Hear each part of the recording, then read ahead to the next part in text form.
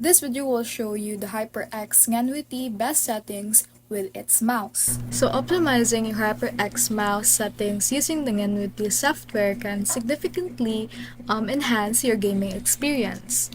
So for the DPI or dots per inch is that HyperX mouse comes with the default DPI settings which are commonly 400 red, 800 blue, 1600 yellow, and 3200 green.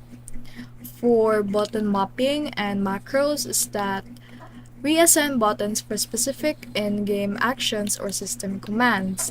We also have the macro programming which create complex macros to execute multiple actions with a single button press.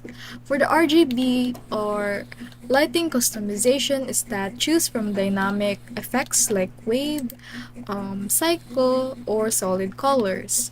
For the synchronization is that sync lighting across multiple HyperX devices for a cohesive look. For the brightness control is that adjust the brightness levels or turn off lighting to conserve battery on wireless devices. So here is the Ngenuity website. You can actually create some effects here like breathing, or you can even customize on your own. You can pick a color or whatever you want to choose. If the speed of the intensity of the light should be fast or slow.